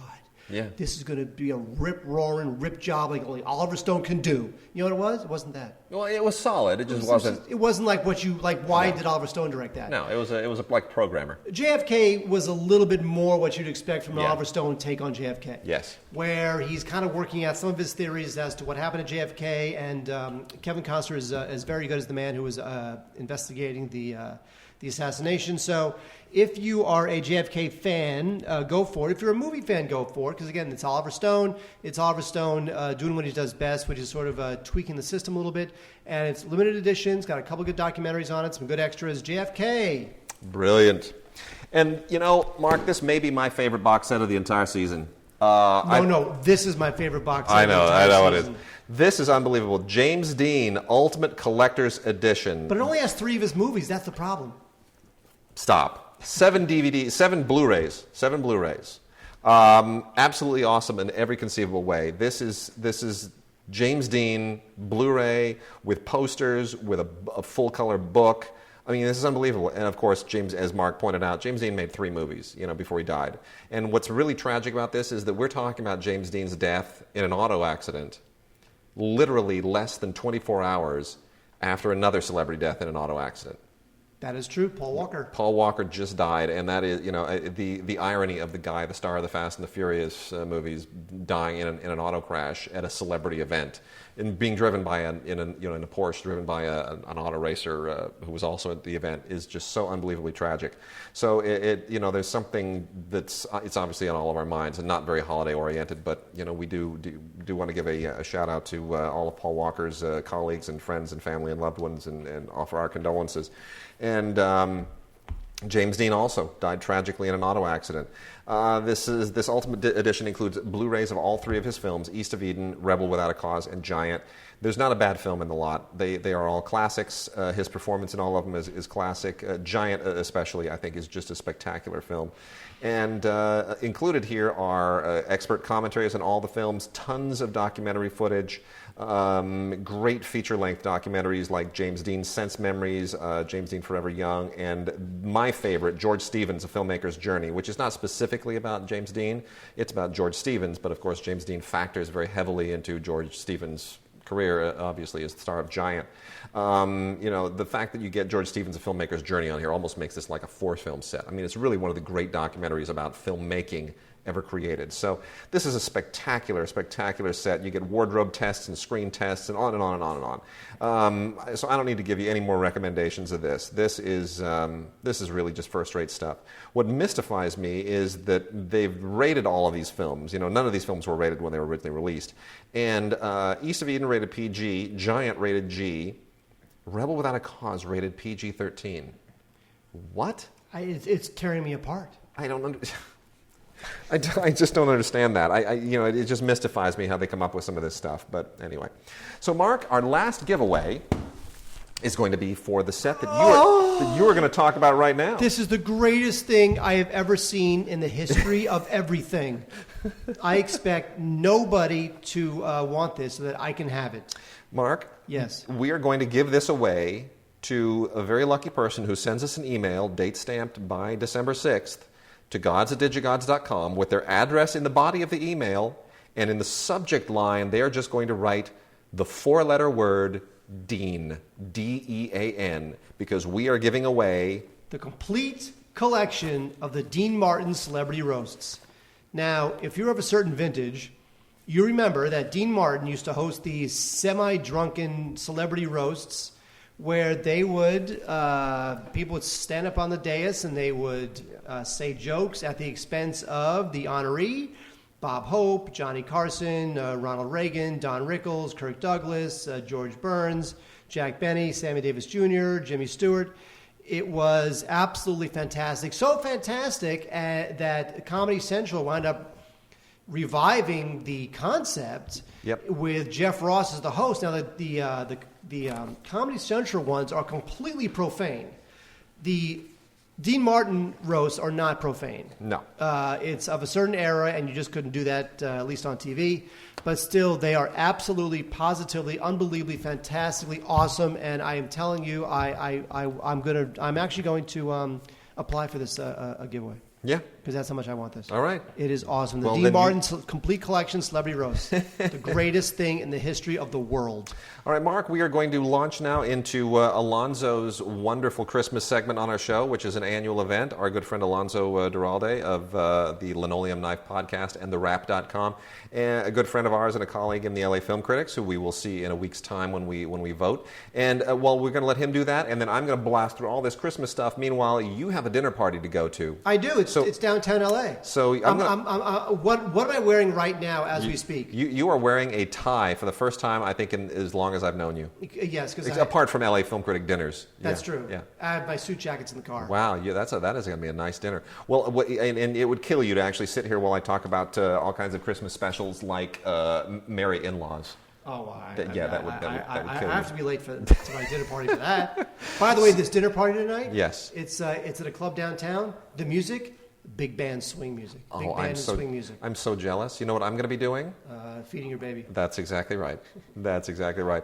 All right, so with that, we will launch into Alonso. We will let Mark go, and I will be back in the last segment of the show to just blow through a lot of Christmas-themed stuff. There are a ton of them. They come out every year, and it's easy to lose track of them. I will give you a quick summation of what's out there, and next week we will not be here. No podcast next week because we have the LA Film Critic voting. Mark and I will be sequestered with 60 other angry critics arguing about the best movies of the year. And then we will be back the following 2 weeks for year-end stuff. And then we'll be back, take a little 2-week hiatus and be back in the new year. So no podcast next week. We'll be back the following week. And here, without further ado, is Alonso. Hi, it's Alonso Duralde. I'm the author of Have Yourself a Movie Little Christmas, the film critic for TheWrap.com, and co-host of the Linoleum Knife Podcast, making my annual appearance on the show to talk about favorite holiday movies. This December seems to be all about anniversaries. It turns out there's a lot of really cool and beloved movies that are celebrating one this year. It's the 10th anniversary of both Elf and Love Actually, which somehow I don't remember them coming out the same Christmas season, but apparently they did. Love Actually is one of those movies that even if you know what's wrong with it, you still kind of wind up digging it and wanting to see it every year anyway. And Elf, of course, features one of the great Will Ferrell performances and really skates that thin line between being sweet, innocent, and timeless and still being kind of modern and sarcastic at the same time. It's a movie that I really enjoy, and I think a lot of people turn to it every December. It's the 20th anniversary of Tim Burton's The Nightmare Before Christmas, which, despite the title, is directed by Henry Selick. And this stop-motion favorite has only grown in its estimation from year to year, I think. It's a movie that Disney wasn't quite sure what to do with originally. They released it under its Touchstone Films banner originally because it was a PG movie, but now they very much embrace it as part of the Disney canon. The Disneyland Park redoes the Haunted Mansion every winter to reflect Nightmare Before Christmas. Certainly, it's been a merchandising boom for them. And, it's a movie, again, that people turn to every December and every October, for that matter. It bridges that Halloween-Christmas gap. And, certainly a goth favorite if you've got anybody in your life that still wears a lot of heavy black eyeliner. You can't go wrong with getting them a Jack Skellington gewgaw for Christmas. This is the big one, though, this year, 25 years since Die Hard came out in the summer of 1988. Over the course of writing the book, I found more people who would sort of secretly tell me, every Christmas, we watch Die Hard in my house. Like this was their dirty secret that no one else does. So let me go ahead and break it to everybody.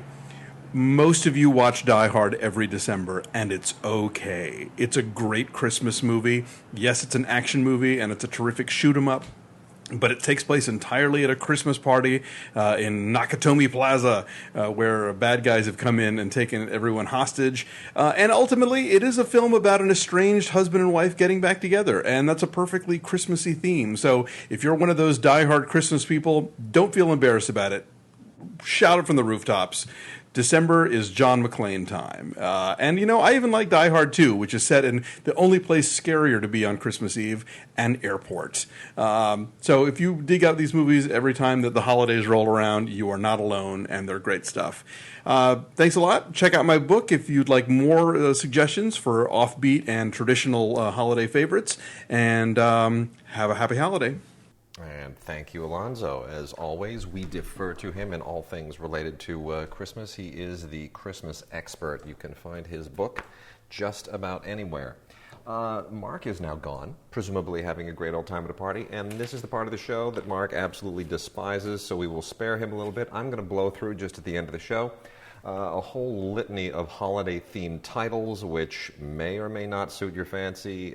We'll leave it up to you, but at this time of the year, everybody seems to have some kind of a heartwarming Christmas tale, and this is what is available. The first one, based on a true story, as these things often are. Aidan Quinn and Mackenzie Porter in The Horses of McBride, another one of those Rocky Mountain Christmas tales that everyone seems to have. Every family in the Rocky Mountains appears to have had a movie based on some event that they were involved in. That is available for Aidan Quinn fans primarily. We have some compilation sets here. One is a double feature of Christmas Snow and A Hobo's Christmas. This is from Echo Bridge. A Christmas Snow stars Sid Caesar and Melissa Joan Hart. There's a couple you probably never imagined you'd see in a movie together. And Hobo's Christmas stars Gerald McRaney and Barnard Hughes. Neither one of these, I have seen both of these, and neither one is particularly offensive. Neither one is particularly great. Christmas Snow is only 48 minutes long. So that's probably worth the money to just have on hand if you want. Classic Christmas TV is a whole batch of stuff that from all kinds of TV shows that had Christmas specials over the years. This is also from Echo Bridge, and they just kind of went mining all of the public domain stuff. This includes the Adventures of Robin Hood episode, The Christmas Goose, Annie Oakley's episode, Santa Claus Wears a Gun, a Dragnet big New Year episode for the New Year, Jack Benny Show Christmas episode, Beverly Hillbillies, a couple of them there.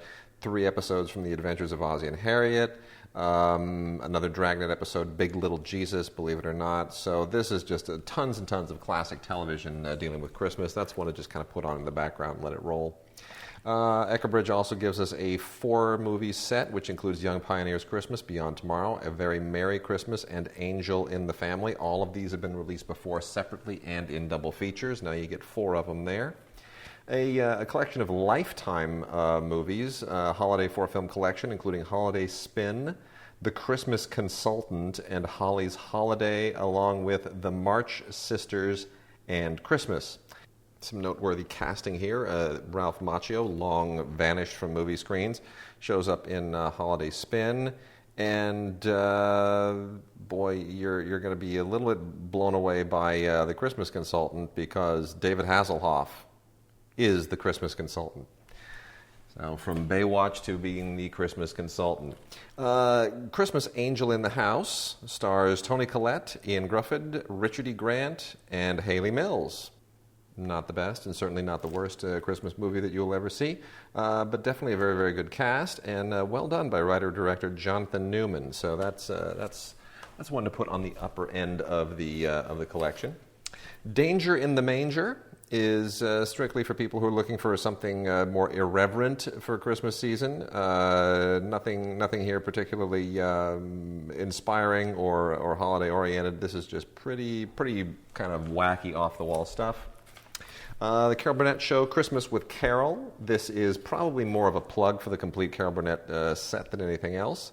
But this is just holiday episodes from the Carol Burnett Show on one particular DVD compilation for Carol Burnett fans, obviously. Norman Rockwell presents Coming Home for Christmas. Obviously, Norman Rockwell doesn't really present this, but the use of his name is obviously everything here. And then we have on Blu-ray from VCI, Santa Claus, the actual movie from 1959, Santa Claus.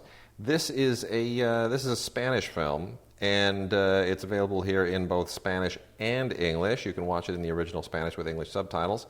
A bit of an odd movie, and kind of a strange cult following for this one as well. You might want to check it out, but with advance warning about what you're getting into. This is certainly not the American Spanish, an American holiday film as you might expect them. So definitely the whole Santa Claus thing filtered through the eyes of Spanish cult filmmakers in 1959. Definitely an oddity, but not unfriendly for the family. Some kid things here. Some kid-oriented family specials. Dora's Ice Skating Spectacular, strictly for fans of Dora the Explorer. Cabbage Patch Kids, First Christmas, along with The Little Troll Prince, A Christmas Parable. I'm not a fan of the Cabbage Patch Kids, either the toys or the animated version, but Warner Brothers clearly has chosen the right time to tear this out. This is some of the more unusual late Hanna-Barbera stuff. If you're a fan of Nickelodeon's Bubble Guppies and Team Umizoomi, they have a double set here, the Into the Snow We Go. Again, strictly for fans of those television shows. Little Brother Big Trouble, A Christmas Adventure, is decent enough animation. This is obviously trying to get off of the Rudolph the Red-Nosed Reindeer and all of the other reindeer-oriented Christmas specials. This is rated G. It runs 75 minutes and comes from Lionsgate. And, if you like reindeer, if you like animated reindeer, it slots right in there. It's perfectly enjoyable. That wonderful little elephant, Mumphy's White Christmas, is actually quite charming. This is better than average animation. And this is also from Lionsgate. So nice cell animation. That's always welcome. The fans of The Hive, there is also A Very Busby Christmas. This is 10 episodes. This airs normally on Disney Junior. Among the included episodes here are Busby and the Snow Bee, Babyz First Christmas, spelled B-A-B-E-E if you've never seen the show, and The Night Before Christmas. So that's strictly for fans of that show. The Scholastic people are always really, really great, and they've given us Merry Christmas Splat and More Winter Stories. There are, as usual, 4 stories here. Merry Christmas Splat being the main one. Fletcher and the Snowflake Christmas is also really good. Snowflake Bentley is terrific, to be honest, narrated by Sean Astin. That's really, really good as well. And then Owl Moon, which is kind of the ringer on the lot. And that brings us to some very, very unusual Christmas stuff. One of them is strictly for people who take a very dark approach to Christmas. If you've ever seen Silent Night, Deadly Night, or Black Christmas, this slots right in there with that. This is a kind of a gore spoof called Caesar and Otto's Deadly Xmas. And this just loads it up with all of the straight-to-video people, including former Scream Queen Linnea Quigley and Joe Estevez, who is, of course, the B-movie king, who also happens to be the brother of Martin Sheen.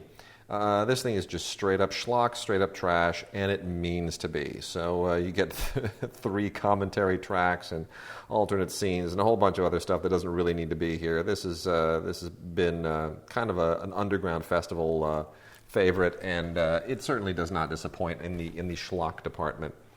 Merry In-Laws is, boy, this is really, this is kind of scraping the edges of the barrel.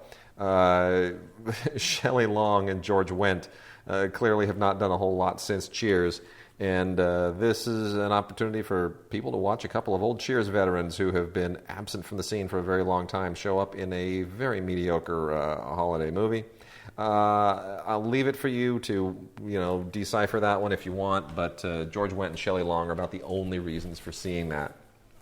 A little bit more sentimental, Christmas Angel, starring Timothy Spall, Brenda Blethyn, Mel Smith, and Celia Imrie, is okay. Anything with Timothy Spall in it is bound to be decent. Timothy Spall is just such a great actor; he elevates everything.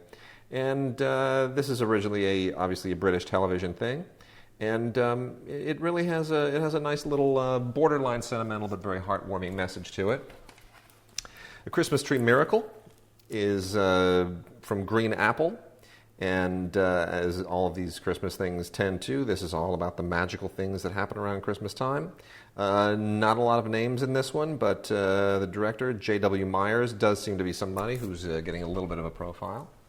We have the Fitzgerald Family Christmas, which again is another one that is almost without any names other than those who've shown up in Edward Burns movies. And that is because it is written and directed by Edward Burns. So it's interesting because a lot of people who have not done anything since Edward Burns movies appear in this. And it's Edward Burns kind of trying to resurrect his career with a holiday film that did not get a theatrical release, but it is getting a straight-to-video release. Magnolia is releasing this, formerly rated PG-13, because it's not quite as family-friendly as you might want. It does have a Brothers McMullen thing to it, so you might want to give it a look. It's only strictly for Edward Burns fans, I would say. And this Walmart exclusive is Saving Santa. This is an animated film, comes on a Blu-ray DVD combo pack, and it is it goes in the elf category as opposed to the reindeer category. Walmart is apparently the only place that you can get this. So if you and narrated or the main voice casting here is Martin Freeman, who of course is not just an elf but also a hobbit this season. Probably really worth it just for Martin Freeman and then for Tim Curry voicing the villain of the piece. But it's another beleaguered elf movie, and of course there are plenty of those. The Disney film Frozen is expected to be a big hit this season, and that is, of course, based on the Hans Christian Andersen fairy tale Snow Queen. And there are 2 other versions of Snow Queen available on DVD this season. One of these is a Russian production, which is just dreadful. It's boring and misbegotten and really badly animated as well. That is from Vertical Entertainment and strictly for people who just want to make comparisons between Frozen and that. The other one is live action, and there, of course, have been many, many different versions of this. This is a BBC live action production that's not bad, actually, and bears relatively little, very few similarities to the other variations on it. They kind of take this in a more BBC direction.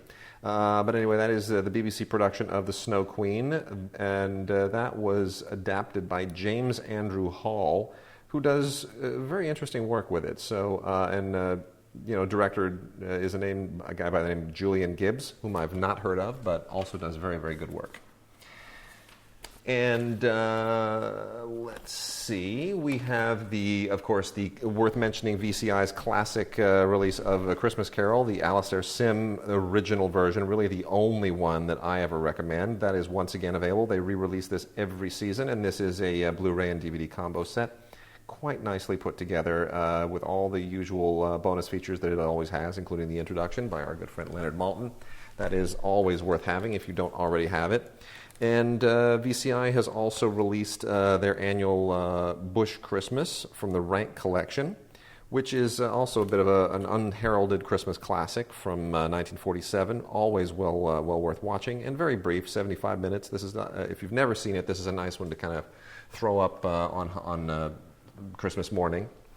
The Sights and Sounds of Christmas, the complete collection, is also an annual VCI release just to load up those songs and let them play on the Blu-ray player. A lot of great classic songs here. Very nicely put together. On the lower end of the kid vid stuff, from the Bratz line, Babyz with a Z, Save Christmas, the movie. You know what? Just not the least bit interesting to me. If you're a fan of Bratz Babyz, well, I guess, by all means, knock yourself out. Luke Perry and Taylor Negron show up in Scoot and Cassie's Christmas Adventure. Another one of these We Gotta Save Christmas movies, really just a showcase for a couple of actors who've almost completely disappeared from the scene, Luke Perry and Taylor Negron, who I like a lot, both of them, but nothing particularly novel there. Journey to the Christmas Star is also from Vertical Entertainment, and this is directed by Norwegian director Nils Gaup, who once had a bit of a big career going. This is actually not terrible. Could be better, but it's much more professionally done than I was actually expecting it to be. Has a nice kind of mythical fairy tale quality to it, and this I would put on the upper echelon of films to consider. If you're looking for like a new Christmas movie that isn't just one of these sort of Midwestern, we got to heal our family or we got to save Christmas with a little bit of Home Alone slapstick thrown in, then this is probably your best bet. Much more interesting movie than most of the other stuff that's being released of late. A little bit more on the sentimental side is Just Where I Belong, starring Florence Henderson. And this one they tout this heavily on the box. 5 out of 5 doves from the Dove Foundation. You see those doves show up on all the super family friendly stuff every once in a while. That's because this is pretty saccharine. It's about kids in foster care, and that's meant to really, really yank the heartstrings and be a real tear tugger. From the Hallmark Channel, a movie that aired originally on the Hallmark Channel, Joy Lawrence, Emily Hampshire, and Marilu Henner in Hitched for the Holidays. This is one of those holiday-themed romantic comedies. Christmas Family Classics is an interesting VCI release that just includes a lot of short films that are all about the Christmas story and the impact of Christmas in people's lives. These are all some of them religious, more religious than others, but they're all released in the 1950s as kind of public service Christmas holiday spirit movies, and they all have kind of a nice little feel to them, a little vintage feel. So some of them are from a company called Family Films. Some of the others are independently created, produced, and released. They're called Birth of a Savior, The Littlest Lamb, Silent Night, Christmas Spirit, The Guiding Star, Three Wise Boys, and The Greatest Gift. Again, nothing here that's going to knock your socks off, but a nice little touch of nostalgia there. On the most bizarre end is Home Alone, The Holiday Heist. We are, of course, many, many years past the Macaulay Culkin era, but somehow still, even without Macaulay Culkin and even without John Hughes, 20th Century Fox is finding straight-to-video ways of milking the Home Alone franchise. There is no reason whatsoever to check this out. It's clearly a design for very small children who don't have any frame of reference and probably can't tell the difference between Christian Martin, Martyn, who's the new kid here, and obviously Macaulay Culkin. The only thing here worth watching is Malcolm McDowell as the head thief, and otherwise it's just a lot of the same stuff that the original Home Alone did an awful lot better. Another series of animated titles that are worth noting. Caillou Let's Go Sledding from PBS Kids is quite nice, actually. The Caillou series is very gentle, and there are a whole bunch of episodes here specific to the holidays and to winter with Caillou. The Naughty List is an interesting CGI animated special. And not the greatest thing in the world, certainly not on order of Rankin Bass, but it's decent. This is about a couple of elves named Winter and Snowflake, and they just aren't very obedient. And it's the story of these two disobedient elves. Some interesting voice casting here, including Sean Astin and Matthew Lillard. That's pretty decently done. And then another VCI release, Christmas Classics for Kids. This is 8 vintage classics, also mostly from the 1950s and 70s. And some good stuff here, some not so good stuff. The First Christmas from 1970, pretty good. When the Littlest Camel Knelt from 1958, also really quite good. And then Brightest Night from 1952. And The City That Forgot About Christmas from 1970. All of those and a few others comprise this collection, Christmas Classics for Kids, 8 little Christmas specials from the 1970s and 50s. Two different 2-disc sets here that are meant to go together. There is The Secret World of Santa, Elves in Toyland, and The Secret World of Santa, A Present for Santa. The first one is meant to give you 13 episodes for days 1 through 13. The next one is Countdown to Christmas, days 14 to 25. So this is meant to get these, two different 2-disc sets together and watch 1 episode per day as part of your kind of animated Advent calendar. It's not bad. It's perfectly enjoyable, and it'll keep the kids, somewhat occupied. If you are fans of Alpha and Omega, this is Alpha and Omega 2, A Howl-iday Adventure. This is a Walmart exclusive. It's a Blu-ray, DVD, and digital copy, ultraviolet combo set. And, of course, the whole Alpha and Omega, wolf, cub, dog world is, not for everybody. It's not necessarily mine, but that's what this is all about. And if your kids are nuts for that, then I guess they will probably appreciate it. Thomas and Friends, Santa's Little Engine, is really just a Thomas and Friends. It's Thomas and Friends gone Christmas. And not being a fan of Thomas and Friends, can't really recommend it. Fans of My Little Pony will appreciate A Very Minty Christmas, which is, again, strictly for fans. And SpongeBob Christmas. It has been around before. It's out again. Blu-ray, DVD, and digital copy combo. If you want to go ultraviolet on that and inflict SpongeBob on the whole family on every single device in the house, it will not be a Merry Christmas for you. So but that's out again. And the most bizarre of the lot, Power Rangers Super Samurai, A Christmas Wish. I don't know how much Christmas there is about the Power Rangers, but somehow they have managed to make the Power Rangers holiday friendly, so go figure. And then, of course, the all-time classic is the original Christmas Classics, which is not exactly the perfect Rankin Bass comprehensive box set that I think a lot of us keep hoping somebody will figure out, but it does include Frosty the Snowman, Rudolph the Red-Nosed Reindeer, and Santa Claus is Coming to Town, which are pretty much the 3 that everyone always remembers. And then they also throw in 4 additional favorites, which include The Little Drummer Boy, another classic from the era, Cricket on the Hearth, Mr. Magoo's Christmas Carol, and Frosty Returns. So you can find out more about all of that, obviously, at christmasclassics.tv, but these are the ones that people really, really remember. And, especially Santa Claus is Coming to Town. Put one foot in front of the other. You just don't get any more classic Christmas than that. And then the last 3 titles, Home for Christmas, A Golden Christmas 3. This is, if you love puppies and you love Christmas, you'll probably love this. This is from Guyam Vivendi, and it's milking everything it can out of the whole combination of dogs and Christmas. Andrew McCarthy, another one of these actors who kind of has faded from the scene, he shows up in a Hallmark Channel movie, Come Dance With Me, which is another, he and an actress by the name of Michelle Nolden. It's part of their Countdown to Christmas series, and it's just another Christmas romance. So This Is Christmas features someone that is certainly never, ever been associated with Christmas. Eric Roberts. When was the last time anybody thought of Eric Roberts in association with Christmas? Certainly never. But somehow he actually rises above the material and pulls it off, I got to tell you. It's not the best movie I've ever seen, but I've seen worse as well, co-starring with Vivica Fox. And this is, the whole about, deals with underprivileged kids and how you're going to, find the spirit of Christmas amid inclement economic conditions.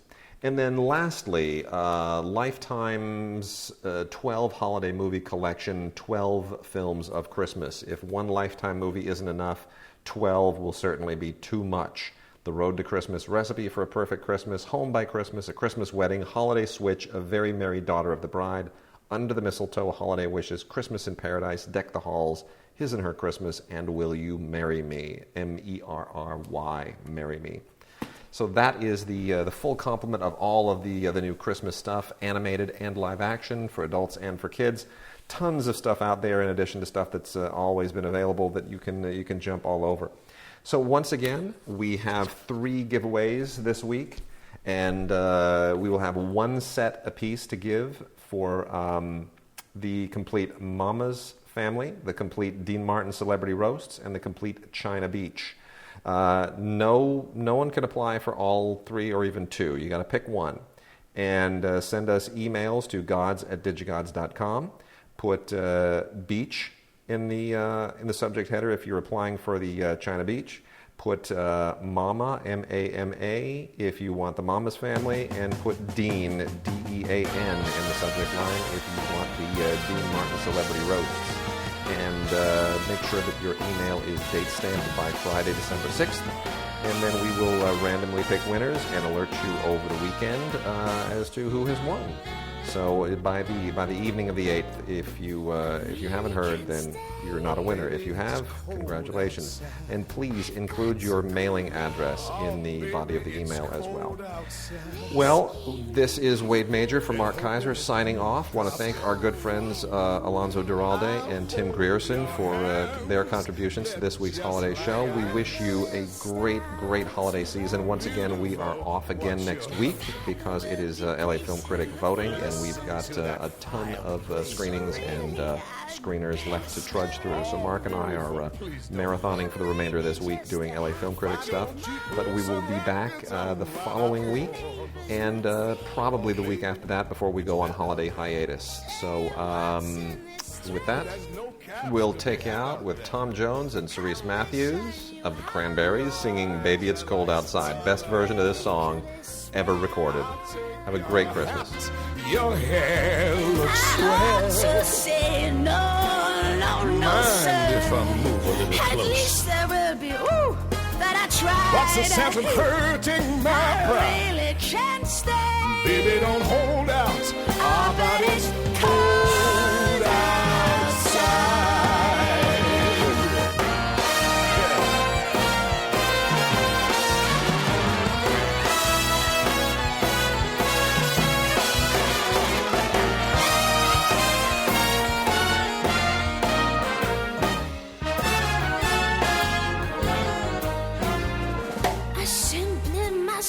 Oh, baby, it's cold outside. The answer is no. You know it's cold outside. This welcome has been I'm lucky that you dropped so in. nice and warm. Look out the window. That's My gone. sister will be suspicious. Oh, your lips look My delicious. brother will be there at the door. Like waves upon a tropical My shore. maiden aunt's mind is vicious. Your lips are Or delicious. maybe just a cigarette more. Never such a blizzard I've got to before. go home. Oh, baby, you would freeze out there. Say, lend me a coat. You know it's up to your knees out there. You'll be really being grand. I thrill when you But touch my don't hand. you see? How can you do this thing to me? To be taught tomorrow. Making my life long At so. least there will be plenty in If plan. you call me pneumonia, I really can't stay. get over that old out. Our body's cold